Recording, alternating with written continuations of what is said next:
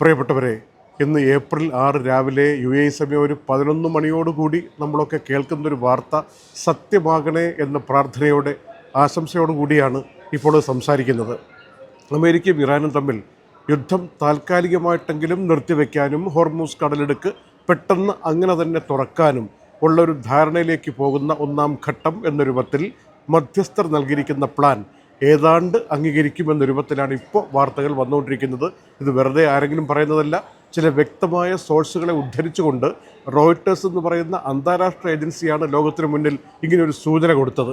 രണ്ടാമത്തെ കാര്യമായിട്ട് പറഞ്ഞിരിക്കുന്നത്, ഈ പ്രപ്പോസൽ, ഈ എഗ്രിമെൻറ്റിൽ വന്നിരിക്കുന്നത്, അതായത് ഈ 45 ദിവസത്തെ വെടിനിർത്തൽ പ്രാബല്യത്തിൽ വന്നാൽ, ഒപ്പം തന്നെ ആ പ്രഖ്യാപനത്തോടൊപ്പം തന്നെ ഹോർമൂസ് കടലിടുക്ക് തുറക്കുകയും ചെയ്താൽ പിന്നെ ഒരു 15-20 ദിവസത്തിനുള്ളിൽ യുദ്ധം തന്നെ അവസാനിപ്പിക്കാനുള്ള തീരുമാനത്തിലേക്ക് പോകാൻ വേണ്ടിയുള്ള പ്ലാനാണ് കൊടുത്തിരിക്കുന്നതെന്നാണ്.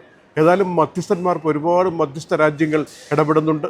ആ സംസാരമൊക്കെ ഇങ്ങനെ ഒരു ഫലപ്രാപ്തിയിലേക്ക് എത്തിച്ചേരും എന്ന സൂചനയാണ് ഈ തിങ്കളാഴ്ച ഏപ്രിൽ 6 രാവിലെ വന്നിരിക്കുന്നത്.